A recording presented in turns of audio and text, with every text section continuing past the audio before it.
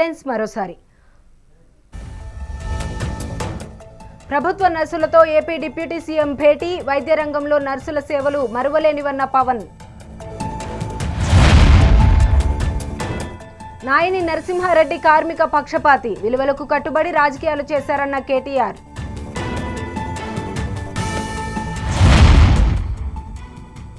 రాష్ట్ర అప్పులపై సీఎం రేవంత్ వ్యాఖ్యలు, హేయం తెలంగాణ పరువు తీస్తున్నారని కవిత ఎద్దేవా. ప్రధానితో సీడీఎస్ త్రివిధ దళాధిపతుల భేటీ, పాక్తో డీజీఎంఓ స్థాయి చర్చలపై సమాలోచనలు. కట్టుబడి రాజకీయాలు చేశారన్న కేటీఆర్.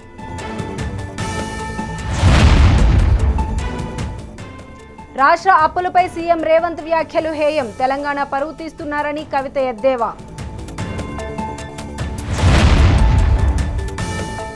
ప్రధానితో సీడీఎస్ త్రివిధ దళాధిపతుల భేటీ, పాక్తో డీజీఎంఓ స్థాయి చర్చలపై సమాలోచనలు.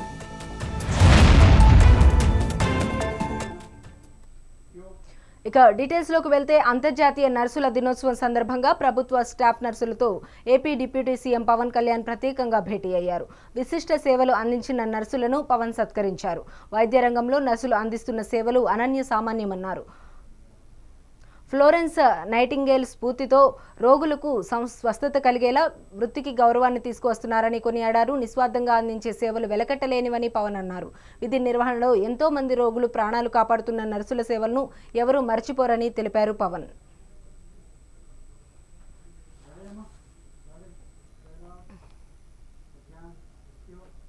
తెలంగాణ భవన్లో నాయని నరసింహారెడ్డి జయంతి సేవలు ఘనంగా జరిపారు. వేడుకలు తెలంగాణ ఉద్యమంలో నాయని చేసిన సేవలు మరువలేనివని కేటీఆర్ అన్నారు. నాయని నరసింహారెడ్డి కార్మిక పక్షపాతి అని కేటీఆర్ కొనియాడారు. సిద్ధాంతాలకు కట్టుబడి నాయని రాజకీయాలు చేశారని అన్నారు కేటీఆర్. 85వ జయంతి ఈరోజు తెలంగాణ భవన్లో ఇంతమంది వారి మిత్రులు, వారి అభిమానులు, వారి సహచరుల సమక్షంలో జరుపుకోవడం ఒకవైపు చాలా బాధ అనిపిస్తున్నా, మరొక వైపు వారి ఆత్మ ఎక్కడ ఉన్నా తప్పకుండా శాంతిస్తుంది అనే ఒక అభిప్రాయాన్ని వ్యక్తం చేస్తూ ఈ కార్యక్రమంలో పాల్పంచుకుంటున్న పెద్దలు, శాసన మండలిలో ప్రతిపక్ష నాయకులు, ఉద్యమ సహచరులు, గౌరవనీయులు శ్రీ సిరికొండ మధుసూనాచారి గారు, గౌరవనీయులైన ముషీరాబాద్ శాసనసభ్యులు పెద్దలు వారి మిత్రులు ముఠా గోపాల్ గారు, గౌరవనీయులు మాజీ మంత్రివర్యులు మహమూద్ అలీ గారు, మాజీ మంత్రివర్యులు శ్రీనివాస్ గౌడ్ గారు, మాజీ మంత్రివర్యులు పువ్వాడ అజయ్ గారు, అదేవిధంగా గౌరవనీయులైన ముషీరాబాద్ నాయకులు ఎంఎన్ శ్రీనివాస్ గారు, మన్నించాలి మాజీ మంత్రివర్యులు పెద్దలు దయాకర్ రావు గారు, ఇంకా పేరు పేరున మన మాజీ శాసన మండలి సభ్యులు అన్న కర్ణె ప్రభాకర్ గారు, ఇంకా ఎమ్మెల్యే కుత్బుల్లాపూర్ కేపీ వివేక్ గారు, ఇంకా పెద్దలందరూ చాలామంది ఉన్నారు. వారందరికీ మాజీ శాసనసభ్యులు ఉన్నారు, అదేవిధంగా నియోజకవర్గాల ఇన్ఛార్జీలు ఉన్నారు, కార్పొరేటర్లు ఉన్నారు, ఇంకా చాలామంది మాజీ కార్పొరేషన్ల చైర్మన్లు ఉన్నారు. అదేవిధంగా మన నాయని నరసింహారెడ్డి గారి కుటుంబ సభ్యులు, వారి కుమారుడు నాయని దేవేందర్ రెడ్డి గారు, అదేవిధంగా వారి అల్లుడు సోదరుడు మాజీ కార్పొరేటర్ శ్రీనివాస్ రెడ్డి గారు, ఇంకా మిత్రులు పేరు పేరున అందరికీ నమస్కారం. నాయని నరసింహారెడ్డి గారి గురించి ఒకటి కాదు రెండుగా చాలా విషయాలు చెప్పాలంటే, వివరంగా చెప్పాలంటే చాలా ఉన్నాయి. వారితో పాటు కేసుల్లో కూడా మేము కలిసి తిరిగేది. రైల్వే కేసుల్లో, తర్వాత ఉద్యమ కేసుల్లో వారు, నేను, అదేవిధంగా పద్మారావు గారు, ఇంకా కొంతమంది మేము మౌలాలి రైల్వే స్టేషన్లో రైలు రోకోలు చేసినప్పుడు, ఉప్పల్లో రాస్తా రోకోలు చేసినప్పుడు, ఉస్మానియా యూనివర్సిటీ కాడ మాణికేశ్వరి నగర్ బస్తీ కాడ గొడవ అయినప్పుడు పోయినప్పుడు మా మీద రకరకాల కేసులు అప్పటి కాంగ్రెస్ ప్రభుత్వం పెట్టింది. సో ఆ కేసుల చుట్టూ తిరుగుతున్నప్పుడు మన ప్రభుత్వం వచ్చిన తర్వాత వారు హోంమంత్రిగా ఉన్నారు. నేను ఒకరోజు అడిగినా, అన్న ఎత్తే రాదే, మీరే హోంమంత్రి, మరి మీరు ఎత్తైపోతే ఇంకెవరు ఎత్తేయాలి మా మీద అంటే, వెంటనే డీజీపీని పిలిచి కేసీఆర్ గారు చెప్పినారు, వెంటనే అన్ని కేసులు ఎత్తేయాలని చెప్పి అన్ని కేసులు, ఉద్యమ కేసులు ఆ రోజు వెంటనే సమీక్షా సమావేశం పెట్టి వారే ఎవరి మీదనైతే కాంగ్రెస్ ప్రభుత్వం ఆనాడు కేసులు పెట్టిందో, ఎవరినైతే ఇబ్బంది పెట్టే ప్రయత్నం చేసిందో ఉద్యమంలో, వారే హోంశాఖ మంత్రిగా మొత్తం ఉద్యమకారులందరి మీద కూడా కేసులు ఎత్తేసే విధంగా వారికి ఆ బాధ్యత అప్పచెప్పింది పెద్దలు కేసీఆర్ గారు. నాయని నరసింహారెడ్డి విలువలకు కట్టుబడి రాజకీయాలు చేసిన గొప్ప నాయకుడు నాయని నరసింహారెడ్డి అని బీఆర్ఎస్ నేత మధుసూదనాచారి అన్నారు. తెలంగాణ ఉద్యమంలో నాయని క్రియాశీలంగా పనిచేశారని కొనియాడారు. హైదరాబాద్ నగరం అనగానే గుర్తుకు వచ్చే పేరు నాయని నరసింహారెడ్డి అని మధుసూదనాచారి అన్నారు. నరసింహారెడ్డి గారు సుదీర్ఘకాలం రాజకీయాల్లో విలువలకు కట్టుబడి పనిచేసినటువంటి గొప్ప నాయకుడు నాయన్ నరసింహారెడ్డి గారు. వారితో వ్యక్తిగతంగా కేసీఆర్ గారు తెలంగాణకు జరుగుతున్నటువంటి ద్రోహం, అన్యాయం పరిష్కరించబడాలి అని అంటే రాష్ట్ర సాధనే ఏకైక మార్గం అనేటువంటి ఆలోచన చేసిన తొలి రోజుల్లో వారితో కలిసి పనిచేసినటువంటి వారిలో నాయన్ నరసింహారెడ్డి గారు కూడా చాలా క్రియాశీలకమైనటువంటి పాత్ర పోషించినటువంటి నాయకుడు. ఒకానొక సందర్భంలో అంటే వారికి తెలంగాణ విషయంలో కానీ రాజకీయాల్లో కానీ సుదీర్ఘమైనటువంటి అనుభవం ఉంది కాబట్టి ఒకానొక సందర్భంలో ఆ రోజున్నటువంటి పరిస్థితులలో తెలంగాణ సాధించడం అంత ఆషామాషి వ్యవహారం కాదు అనేటువంటి భావన వ్యక్తం చేస్తే కేసీఆర్ గారు వారికి సుదీర్ఘమైనటువంటి వివరణ ఇచ్చిన తర్వాత ఖచ్చితంగా మీ నాయకత్వంలో తెలంగాణ సాధించి తీరుతుంది అనేటువంటి విశ్వాసాన్ని వ్యక్తం చేసినటువంటి గొప్ప వ్యక్తి నాయన్ నరసింహారెడ్డి గారు. హైదరాబాద్ మహానగరం, చాలామంది హైదరాబాద్ మహానగరం అంటే గుర్తొచ్చేటువంటి కొన్ని స్మృతి చిహ్నాలు ఉంటాయి. ఒకటి చార్మినార్, రెండు మక్కా మసీద్, ఉస్మానియా యూనివర్సిటీ, హైకోర్టు. అదే రకంగా హైదరాబాద్ మహానగరం అనగానే కొందరు వ్యక్తులు మన కళ్ళ ముందు కదలాడతారు. అలాంటి ఒకరిద్దరు వ్యక్తులలో మనతో పనిచేసినటువంటి మన ప్రియతమ నాయకుడైనటువంటి నాయన్ నరసింహారెడ్డి గారు ఒకటి అనేటువంటి విషయాన్ని ఈ సందర్భంగా గుర్తు చేస్తా ఉన్నాను. తెలంగాణలో కాంగ్రెస్ ప్రభుత్వం అనుసరిస్తున్న తీరుపై బీఆర్ఎస్ ఎమ్మెల్సీ కవిత ఫైర్ అయ్యారు. కాంగ్రెస్ అధికారంలోకి వచ్చిన తర్వాత వేల కోట్లు అప్పు తెచ్చి ప్రజలకు ఉపయోగపడే ఒక్క పని చేయలేదని మండిపడ్డారు. సీఎం రేవంత్ అప్పులపై చేసిన వ్యాఖ్యలను కవిత ఖండించారు. తెలంగాణ పరువు తీస్తున్నారని ఎద్దేవా చేశారు. తప్పుడు హామీలతో అధికారంలోకి వచ్చిన కాంగ్రెస్ ప్రభుత్వం 1,80,000 కోట్లు అప్పులు చేసిందన్నారు. అయినా ఒక్క ప్రాజెక్టు కట్టలేదని, పూర్తిగా రైతు భరోసా ఇవ్వలేదని, మహిళలకు తులం బంగారం ఇవ్వలేదని, పెన్షన్లు పెంచలేదని ఆరోపించారు. గౌరవ ముఖ్యమంత్రి గారు నిన్నగాక మొన్న మాట్లాడినటువంటి మాటలు కూడా మనందరం కూడా చూసినాం. తెలంగాణ ఆత్మగౌరవాన్ని కించపరిచే విధంగా, నేను ఒక రాష్ట్ర ముఖ్యమంత్రిగా ఎక్కడికి పోతున్నా నన్ను చెప్పుల దొంగను చూసినట్టు చూస్తున్నారని అంత నీచమైనటువంటి మాటలు, నిజంగా అట్లాంటి మాటలు చెప్పాలంటే ఇబ్బంది అనిపించినా ఆయన నోటి నుండి అట్లాంటి మాటలు వినడం అన్నది తెలంగాణ ప్రజలకు అవమానం. అది సీఎం చైర్కి అన్నది పక్కన పెడితే మనది అన్ని రాష్ట్రాల్లాగా కాదు. మనం ఆత్మగౌరవంతో పోరాటం చేసి 60 ఏళ్ళు సాధించుకున్నటువంటి రాష్ట్రం. అటువంటి రాష్ట్రాన్ని ఎంత గౌరవప్రదంగా మనం కాపాడుకుంటే అంత బాగుంటుంది. కానీ తెలంగాణ ఆత్మగౌరవాన్ని కించపరిచే విధంగా ముఖ్యమంత్రి గారు మాట్లాడడం బాధాకరం. అయితే ముఖ్యమంత్రి గారి మాటల వెనకాల ఆక్రోశము, బాధ వేరే ఉన్నది. ఏంది వేరేది? మొన్ననే మనం చూసినాం, 400 ఎకరాలు కంచగచ్చిబౌలి భూముల్ని కుదవబెట్టి 10,000 కోట్ల రూపాయలను అప్పుగా తీసుకొని రావడం జరిగింది. యావత్ ప్రపంచం ముందు తెలంగాణ పరువు తీసినటువంటి ఉదంతాన్ని కూడా చూసినాం. అక్కడ ఉన్నటువంటి నెమళ్లను, చెట్లను అన్నిటినీ నాశనం చేస్తే ప్రపంచవ్యాప్తంగా ఉన్న పర్యావరణవేత్తలందరూ కూడా బాధపడ్డ విషయం చూసినాం. మరి ఎందుకంత పట్టుదల? ఎందుకు ఆ భూములు అమ్మాలి? ఎందుకు 10,000 కోట్లు తెచ్చుకోవాలి అంటే ముఖ్యమంత్రి గారు కంప్లీట్గా ఆలోచన ఏంటంటే తెలంగాణ రాష్ట్రంలో టీఎస్ఐఐసిలో, ఇదివరకు టీఎస్ఐఐసి అన్నాము, ఇప్పుడు వాళ్ళు టీజీఐఐసి అంటున్నారు, ఇండస్ట్రియల్ ఇన్ఫ్రాస్ట్రక్చర్ డెవలప్మెంట్ కార్పొరేషన్లో 1,75,000 ఎకరాల పైచిలకు భూమి కేసీఆర్ గారు జమ చేసి పెట్టిండ్రు. కేవలం హైదరాబాద్లో కాదు, జిల్లాలలో ఉన్నటువంటి అన్ని కేంద్రాలలో కూడా ఫ్యూచర్లో ఇండస్ట్రియల్ ఎక్స్పాన్షన్ కోసం అని చెప్పి టీఎస్ఐఐసిని ఒక స్ట్రాంగ్ పవర్ఫుల్ ఎంటిటీగా తయారు చేసి పెట్టిండ్రు. ఇవాళ రేవంత్ రెడ్డి గారి కుట్ర ఏంటంటే ఆ భూములన్నింటినీ కూడా కుదవబెట్టాలి. కంచెగచ్చిబౌలి శాంపుల్ మాత్రమే 1,75,000 ఎకరాల తెలంగాణ వ్యాప్తంగా ఉన్న భూముల్ని కుదవబెట్టడానికి ఒక మంచి కుట్రపూరితమైనటువంటి స్కెచ్ రేవంత్ రెడ్డి గారు తయారు చేసుకున్నారు. మరి తయారు చేసుకున్నారు, కానీ ఆ విషయాన్ని ప్రజల నుంచి దాచిపెట్టాలనేటటువంటి ప్రయత్నం చేస్తున్నారు. మీ అందరికి కూడా తెలుసు, నా దగ్గర నిర్దిష్టమైనటువంటి ఆధారాలు లేకపోతే నేను మాట్లాడను. ఇవాళ నా చేతిలో ప్రభుత్వం ఇచ్చినటువంటి జీవో నంబర్ 12 ఉన్నది. GO number 12. ఈ జీవో ఏప్రిల్ 11వ తారీఖున ఇచ్చిరు ఈ సంవత్సరంలో. కానీ ఇది మీకు ఎక్కడ ప్రభుత్వ వెబ్సైట్లో కనబడదు, ఇండస్ట్రియల్ ఇన్ఫ్రాస్ట్రక్చర్ కార్పొరేషన్ వెబ్సైట్లో కనబడదు, ఎక్కడ కూడా కనబడదు. ఎందుకు ఇంత రహస్యం? ఎందుకోసం దాచిపెట్టుండ్రు? ఏమున్నది ఈ జీవోలా? ఇది చెప్పడానికే నేను ఇవాళ తెలంగాణ ప్రజల ముందుకు రావడం జరిగింది. ఈ జీవోలో ఏం చెప్తుందంటే ప్రభుత్వము ఇప్పటి వరకు Telangana state industrial infrastructure corporation అనేటటువంటిది ఒక ప్రైవేట్ లిమిటెడ్ కంపెనీగా ఉన్నది. ఇప్పుడు దాన్ని రేవంత్ రెడ్డి గారి ప్రభుత్వం నిర్ణయం తీసుకొని పబ్లిక్ లిమిటెడ్ కంపెనీ కింద మార్చడం జరిగింది. తిరుపతి జిల్లాలో గంగ జాతర సందర్భంగా పల్లి వీధిలోని వేషాలమ్మ ఆలయానికి మంత్రి కొల్లు రవీంద్ర సారెని సమర్పించారు. ఆలయ అధికారులు మంత్రికి అమ్మవారి దర్శనం ఏర్పాటు చేసి తీర్థప్రసాదాలు అందజేశారు. గత ప్రభుత్వంలో అధికారాన్ని అడ్డుపెట్టుకుని అక్రమాలకు పాల్పడిన వారిని తమ ప్రభుత్వంలో ఉపేక్షించమని, వారిపై కఠిన చర్యలు తీసుకుంటామని మంత్రి హెచ్చరించారు.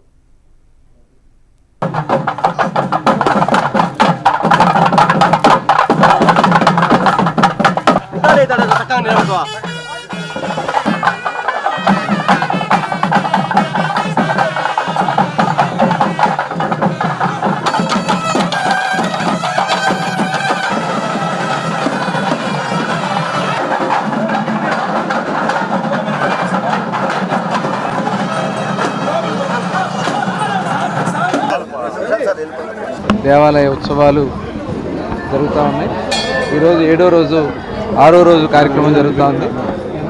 మొత్తం 7 రోజుల పాటు అమ్మవారిని రకరకాల అలంకారాలతో అమ్మవారికి వేషాలు వేయించి పాలెగాడి సంహారాన్ని చేసే కార్యక్రమమే ఈ జాతర యొక్క ముఖ్య ఉద్దేశం. మరి ఈ గ్రామంలో తిరుపతి మహానగరంలో ఆ గ్రామ దేవతగా మరి ఆడబిడ్డల్ని కంటికి పాపలాగా రక్షించుకుంటూ అమ్మవారు మరి సేవలు అందిస్తుంటారు. ఆవిడ అమ్మవారి యొక్క ఆశీర్వచనం కోసం మరి పెద్ద ఎత్తున భక్తులు అమ్మవారికి పూజలు సమర్పించుకుంటారు. ఈరోజు అమ్మవారికి సారి సమర్పించుకోవడం చాలా ఆనందంగా ఉంది. 25 ఏళ్లకే దేశం కోసం ప్రాణాలర్పించిన వీర జవాన్ మురళీ నాయక్ని నేటి తరం యువత స్ఫూర్తిగా తీసుకోవాలని అనంతపురం ఎమ్మెల్యే దగ్గుపాటి ప్రసాద్ పిలుపునిచ్చారు. మురళీ నాయక్ ఆత్మకు శాంతి కలగాలని నగరంలోని కొవ్వొత్తుల ప్రదర్శన నిర్వహించారు. ఎమ్మెల్యే ఆధ్వర్యంలో జరిగిన ఈ కార్యక్రమంలో ఎంపీ పార్థసారథి, అన్ని పార్టీల నాయకులు, ప్రజా సంఘాలు, కులమతాలకు అతీతంగా పెద్ద ఎత్తున పాల్గొన్నారు. ఒక మారుమూల గ్రామం నుంచి వచ్చి దేశం కోసం ప్రాణాలర్పించిన గొప్ప వీరుడు మురళీ నాయక్ అని దగ్గుపాటి కొనియాడారు. అదేవిధంగా పాకిస్తాన్ సైనికుల మధ్య యుద్ధ వాతావరణం నెలకొన్నటువంటి సందర్భంలోనే మన ఆంధ్రప్రదేశ్ కు సంబంధించి మన ఉమ్మడి అనంతపురం జిల్లాకు సంబంధించినటువంటి మన మురళీ నాయక్, మన అగ్నివీర్ అక్కడ జన్మించాడు. అదేవిధంగా అతను ముఖ్యంగా నేను ఒక సైనికుడు కావాలి, నేను సైన్యంలో చేరాలి అనేటువంటి ఒక పట్టుదల ఉండేది. యూత్ ఒక ఇంటర్మీడియట్ చదువుతున్నటువంటి సందర్భంలోనే ఆ పోరాటంలో అసువులు బాసడం జరిగింది. ఈ సందర్భంగా ఎంతో బాధ కలుగుతుంది. ఒకే ఒక కుమారుడు ఆ తల్లిదండ్రులు ఇద్దరు కూడా అయితే అసువులు బాసాడు, దేశం కోసం ఒక ప్రాణాలను అర్పించాడు. భారీ ఎత్తున విగ్రహాన్ని కూడా ఏర్పాటు చేసి ఆయనకి నివాళులు అర్పించడం కూడా జరిగింది. మన మురళీ నాయక్ అంతిమ సంస్కారంలో భాగంగా ఇక్కడ ఈ ర్యాలీ చేపట్టడం జరిగింది. పెహల్గావ్ లో పాకిస్తాన్ తీవ్రవాదులు 28 మందిని ముట్ట చెప్పితే దానికి ప్రతీకారంగా మన ప్రధానమంత్రి గారు ఆపరేషన్ సింధూర్ లో యుద్ధం ప్రకటించడం జరిగింది. దానిలో భాగంగా మన ప్రాంతానికి చెందినటువంటి, మన ఉమ్మడి జిల్లానికి చెందినటువంటి ఎం మురళీ నాయక్ చనిపోవడం జరిగింది, వీరమరణం పొందడం జరిగింది. ఈ నాయకుడు నారా లోకేష్ గారు, అలాగే ఉప ముఖ్యమంత్రి పవన్ కళ్యాణ్ గారు, అలాగే ఆరోగ్య శాఖ మంత్రి సత్యకుమార్ యాదవ్ గారు పాల్గొనడం జరిగింది. వాళ్ళ తల్లిదండ్రులకు సానుభూతిని తెలియజేసుకుంటున్నాను. తల్లిదండ్రులు కన్నీళ్లు చూస్తూ ఉంటే మనసు తలుక్కుపోతా ఉంది. ఒకటే కుమారుడు 24 ఏళ్లకే వీరమరణం పొంది ఈ రోజు యావత్ దేశాన్ని అనంతపురం వైపు చూసేటట్లుగా ఈ మురళీ నాయక్ చేశాడని చెప్పేసి తెలియజేస్తూ ఇంకొకసారి మురళీ నాయక్ ప్రగాఢ సానుభూతిని తెలియజేస్తూ మురళీ నాయక్ మిస్ వరల్డ్ 2025 పోటీలకు ఘనంగా ఏర్పాట్లు జరుగుతున్నాయని సమాచార పౌర సంబంధాల శాఖ special commissioner T Vinay Krishna Reddy తెలిపారు. ఈ నెల 13న మిస్ వరల్డ్ కంటెస్టెంట్స్ పాత బస్తీని సందర్శించి చార్మినార్ వద్ద హెరిటేజ్ వాక్ నిర్వహిస్తారని తెలిపారు. బుధవారం ఓల్డ్ సిటీలోని చార్మినార్, లాడ్ బజార్, చౌమహలా ప్యాలెస్ను పర్యాటక శాఖ director Z Hanumanthu Kondiba, south zone DCP Sneha మెహ్రాతో కలిసి సందర్శించారు. ఏర్పాట్లపై అధికారులకు దిశానిర్దేశం చేశారు.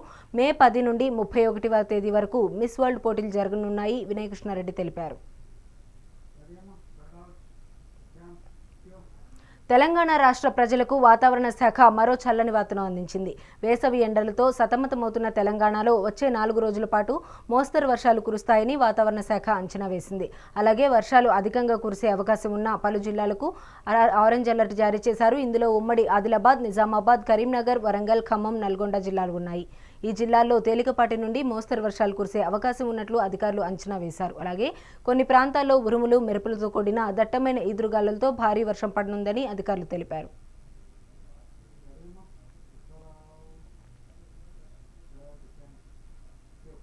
భారత్, పాకిస్తాన్ మధ్య తీవ్ర ఉద్రిక్త పరిస్థితులు నెలకొన్నాయి. దీంతో పొరుగు రాష్ట్రమైన బంగ్లాదేశ్ కీలక నిర్ణయం తీసుకుంది.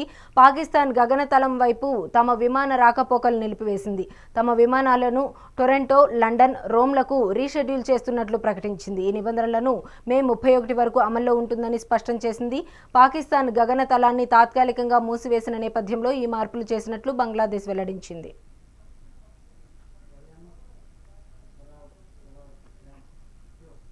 హైదరాబాద్లో దారుణం చోటు చేసుకుంది. గంజాయి మత్తులో వాచ్మెన్ని ఓ గ్యాంగ్ దారుణంగా హత్య చేసిన ఘటన వెలుగు చూసింది. కేపీహెచ్బీ సర్దార్ పటేల్ నగర్లోని పార్కులో అర్ధరాత్రి గంజాయి తాగుతూ ఓ గ్యాంగ్ బీభత్సం సృష్టించింది. స్థానికులను ఇబ్బందులకు గురి చేయొద్దని నిలదీసిన అపార్ట్మెంట్ వాచ్మెన్ వెంకటరమణను పొడిచి చంపారు దుండగులు.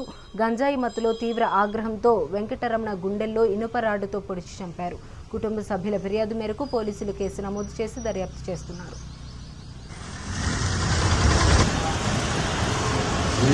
కొంచెం మీడియా కదా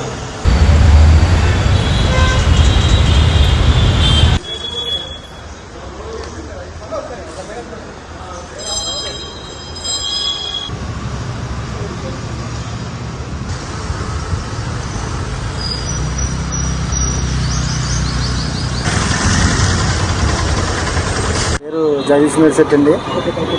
ఇక్కడ కేబిహెచ్బీ కాలనీ జేఎన్టీ మెట్రో స్టేషన్ దగ్గర సర్దార్పేట నగర్లో వాచ్మెన్గా పనిచేస్తున్నాం. నేను మా అన్నయ్య తోడళ్ళు నిన్న ఆదివారం కావడంతో చికెన్ అయి తెచ్చుకుని ఇంట్లో భోజనం వండుకుని తింటుండగా 12:30 టైంకి ఒక గంజాయి బ్యాచ్ మా అపార్ట్మెంట్ వెనకాల పార్కులో గంజాయి తాగుతున్నారు. దూరంగా తాగారు. ఎప్పుడు ఈ రాత్రి అతిగా మీరి మా ఇంటికి గోడ దాకా వచ్చి మా ఇంటి దగ్గర అల్లరి చేయడం జరిగింది. మీరు ఎందుకు ఇలా చేస్తున్నారని చెప్పి అడిగినందుకు నీకు ఎందుకు సంబంధం, నీకు ఏంటి పని, మా నీ ప్లేసా పార్కే కదా, నీ ఏ జాగిరీ కాదు కానీ మమ్మల్ని తిట్టారు, దూషించారు. దాన్ని నేను వాళ్ళ ఫోటో తీసుకుని మా సార్ కంప్లీట్ చేద్దామని వెళ్ళాను. వాళ్ళు అతిగా మమ్మల్ని తిట్టడం వల్ల మా అన్నయ్య వెళ్ళి ఎందుకు తిడుతున్నారు, మీకు ఏట్రా సంబంధం అని అడిగినందుకు అందులో పవన్ అనే వ్యక్తి మా అన్నయ్యని పడవడం జరిగిందండి. మా అన్నయ్య అప్పటికప్పటికే 2 నిమిషాలు చనిపోవడం కూడా జరిగింది. పోలీసులు కంప్లైంట్ ఇచ్చాము. ఒక 4గురిని పట్టుకున్నారు. వాళ్ళు మొత్తం 5 మంది వచ్చారు. అర్ధరాత్రి 12:10 టైంకి. ఇలా రోజు జరిగేదండి. కానీ రాత్రి అతిగా మీరు మా ఇంటి దగ్గర రావడం జరిగింది. మేము పోలీసు వారికి న్యాయం చేయాలని కోరుతున్నాం.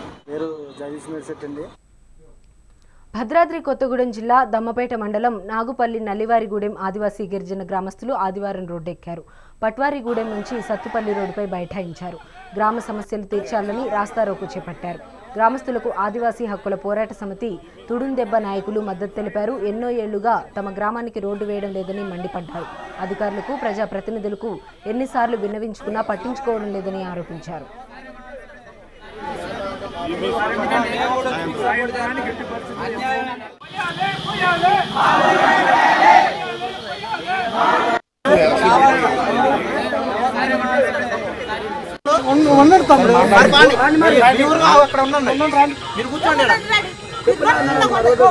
మేము ఎంత సపోర్ట్ చేసాము మీకు ఎలక్షన్ టైంలో, మీకు చాలా సార్లు సపోర్ట్ చేశాము, అన్ని విధాలుగా సపోర్ట్ చేశాము. రాజకీయ నాయకులు ఇక్కడికి కూడా ఇవ్వలేదు సార్ ఇంతవరకు. లేదు లేదు సార్, కరెంటు పోల్ అయిన సార్ గురించి మా ఊరు అనేది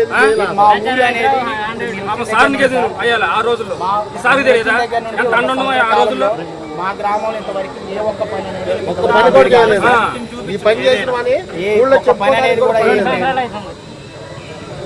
నేనైతే గ్రామ కమిటీ అధ్యక్షుడిగా నేనైతే ప్రస్తుతానికి ఏమీ చేయలేను సార్. ఎందుకంటే గ్రామ నిర్ణయమే నా నిర్ణయం. గ్రామ ప్రజలు ఎటుంటే నేనైతే ఎందుకంటే వాళ్ళని పక్కదో పట్టించి నేను వేరేకి వెళ్ళిపోవడం అనేది సమంజసం కాదు. అవును సార్, అది మీరు ఈ ధర్నా అనేది విరమించాలంటే మీరు ఇక్కడికి వస్తేనే ఇది విరమించాలి.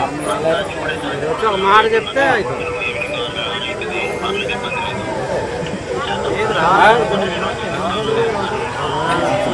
ఏంటి ఈవినింగ్ వస్తారు సార్ మీరు పంపి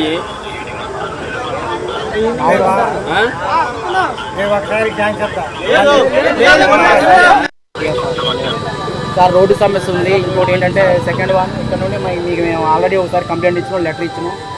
స్ట్రీట్ లైట్స్ ఏదైతే ఉన్నాయో ఆ స్ట్రీట్ లైట్స్ కూడా ఏర్పాటు చేయాలని చెప్పేసి మీకు ఇచ్చినాం. అదొకటి ఉంది. గ్రామంలో డ్రైనేజీ సమస్య ఉంది సార్. డ్రైనేజీ కూడా మీకు లెటర్ రూపంలో చాలాసార్లు రాసిస్తున్నాం. వర్షం పడితే సిమెంట్ రోడ్డు పోసిన తర్వాత ఊళ్ళో వర్షం పడితే వర్షపు నీరు మొత్తం ఇళ్ళకే పోతుంది.